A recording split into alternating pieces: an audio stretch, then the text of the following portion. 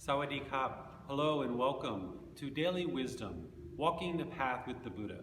Today we're going to be discussing the middle way, walking the middle way. This is chapter 6 in the book, Developing a Life Practice, the path that leads to Nibbana. But before we get started, let me show you around. Be sure to stick around to the end of the video where I'll be sharing some guidance to help you with your meditation practice and your practice of Gotama Buddha's teachings for daily life.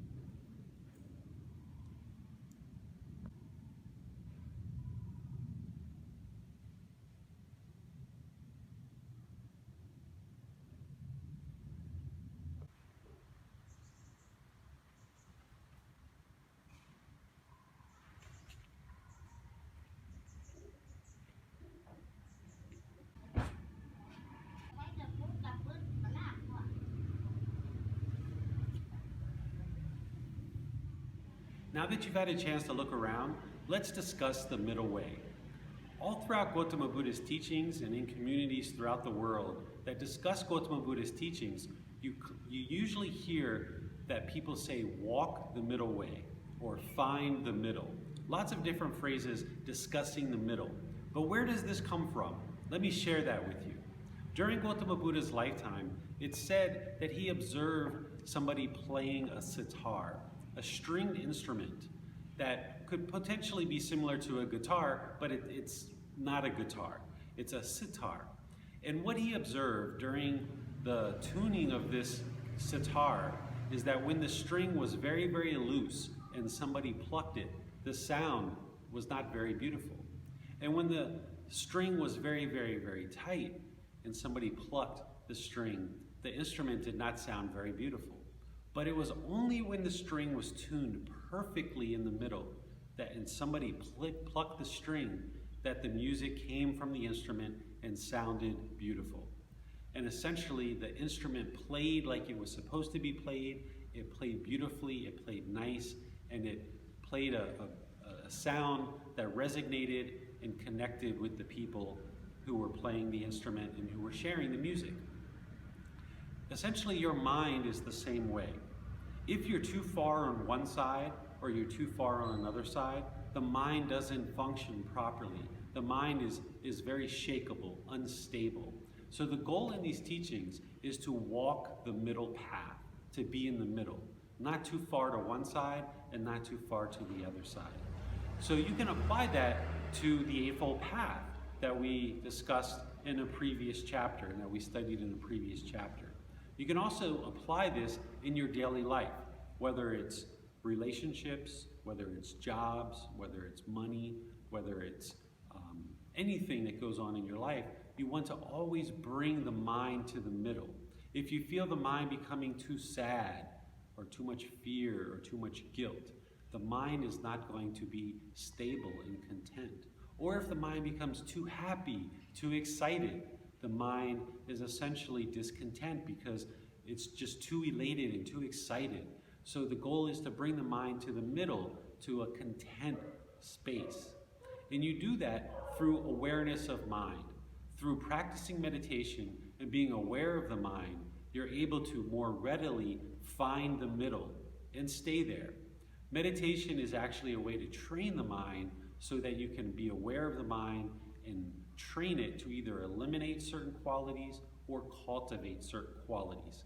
And with this awareness of mind, or right mindfulness from the Eightfold Path, With very deep awareness of mind, you're able to find that middle and stay there. That's the practice as part of this life practice. The goal in life is not to be happy. A lot of people feel that's the goal in life. However, happiness is impermanent. It doesn't last forever. So therefore, people are pursuing an unattainable goal because they can't hold on to happiness indefinitely. The goal of these teachings is to attain contentness, a stable mind, a peaceful mind, a calm mind, a tranquil mind, a mind that does no harm to other beings, so it's unshakable. If we pursue happiness, we're on too far of one side, and once we find happiness, or as we're joking and laughing and having fun with our friends, that happiness doesn't last, and oftentimes the mind will go to boredom, or loneliness, or sadness, or one of these other discontent emotions. So the goal in these practices are to bring the mind to the middle so it can reside peaceful, calm, and content. So this is the middle way. Now for your meditation guidance and guidance for your life practice. Through breathing mindfulness meditation, which is the core foundation of your meditation practice, as detailed in chapter 11 of the book, and as introduced in a previous video, you are breathing in through the nose and out through the nose. And as any thoughts of the past or the future, or any ideas or thoughts or perceptions come into the mind, you're cutting those thoughts and you're bringing your mind to the breath. That is the middle. By cutting off the thoughts and bringing the mind to the middle, you're able to find that middle and stay there and reside in meditation in the middle. So finding this middle in meditation, then the goal is, as you leave your meditation sessions throughout the day, that you then walk the middle path throughout your day so that you maintain this contentedness. It's called protecting your contentedness. So you need to protect this contentedness. If the weather's too hot and you don't like hot weather, don't just complain about it and be frustrated. Just recognize that the weather's hot and know that it's impermanent and move about your day. If somebody says something that's displeasing to you, just notice that they've said something that is perhaps displeasing to you at this moment, and just move on throughout your day, protecting your contentedness. If you observe something with your eyes that is displeasing to you, just know that that's displeasing, maintain the middle, and protect your contentedness. But you need to be doing meditation every day in order to find the middle. Become aware of the mind, apply right effort, cutting your thoughts, and bringing the mind to the middle so that you know where that is, so that in daily life you're able to practice walking the middle path. And it's called walking the middle path because nothing in this practice is done quickly or hastily or very, very fast. Everything that the Gotama Buddha talked about is gradual training of the mind. You can't meditate for a week or two or a month or two and instantly become enlightened. It's called enlightenment, and people often think that it's a light switch, but it's not a light switch. It's gradually learning the teachings. It's gradually implementing them into your life. It's gradually developing a meditation practice. It's gradually experiencing the results of that, gradually getting guidance from teachers, and gradually getting closer and closer and closer to the enlightened state. And even once you become enlightened, you're never going to want to consider yourself as enlightened because you want to continue to progress and progress and progress.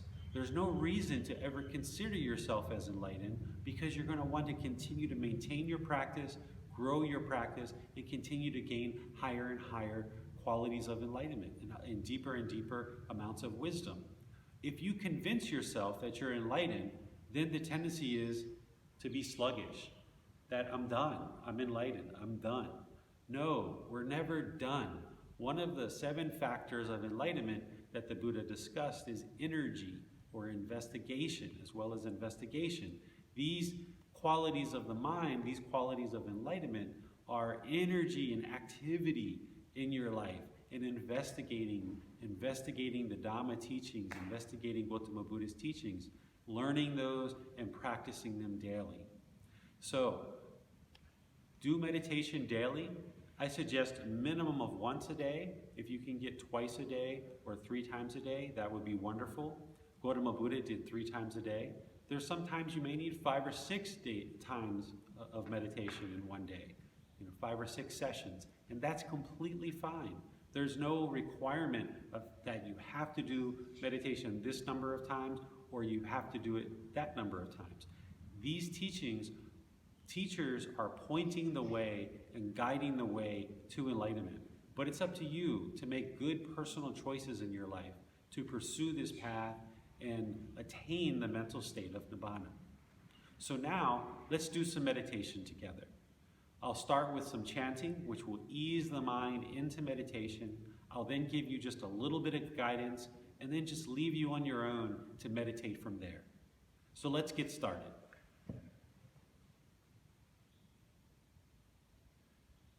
Arahang Samma Sambuddho Bhagava Bhutang Bhagavantang Abhivatemi Savakhato Bhagavata Tammo Tamang Namasami Supatipano Bhagavato Savaka Sangho Sanghang Namami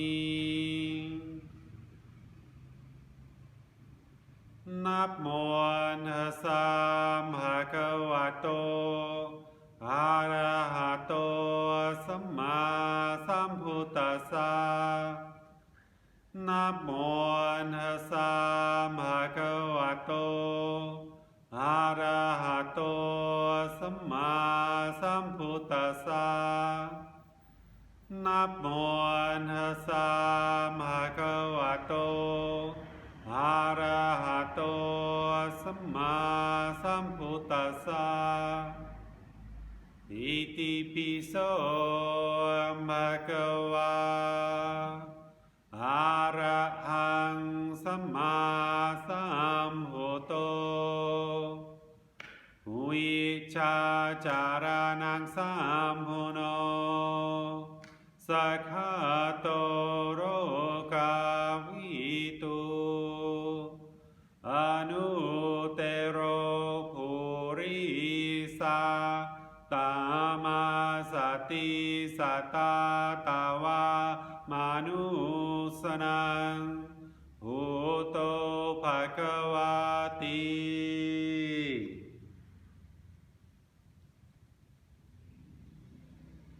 Take a meditation position, either seated, lying, or standing. You can either sit on the floor or sit in a chair.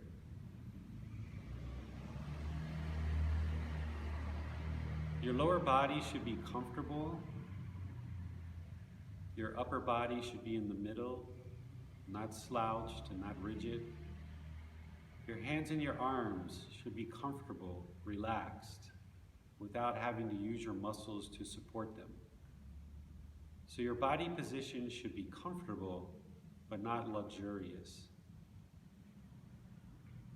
Now that your body's comfortable, take some nice deep breaths in through the nose and out through the nose. Nice, steady breaths in and out. Work on getting your breath established. Work on noticing your breath. Are you breathing in fast or hastily? Are you trying to control your breath? Is it a normal breath?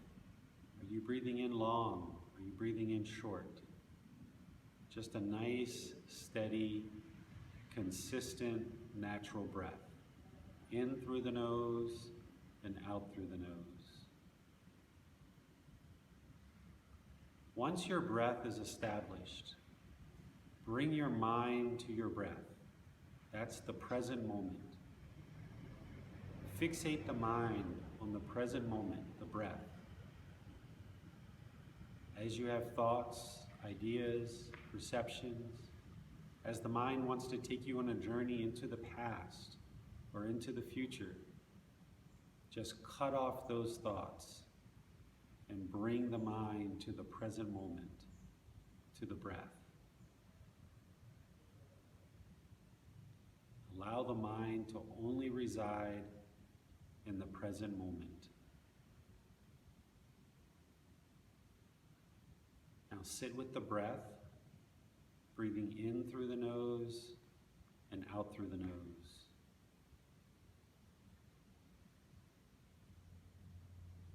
Breathing in and out. You have nowhere to go, nowhere to be, nothing to do. Just sit here, observe the breath, bring the mind to the present moment. Anytime it wants to take you on a journey, just cut those thoughts and bring the mind to the present moment. I'm going to leave you on your own. This video is just going to stop, but allow your breath to keep breathing in and breathing out, and keep the mind focused on the present moment. Whenever you're finished, you're finished. No need to time your meditation or even look to see how long it lasted. Just breathe in and breathe out. This is the very best thing you could ever do for your mind, for your life, for the life of your loved ones, and all of humanity. Is sit in meditation, lie in meditation, stand or walk.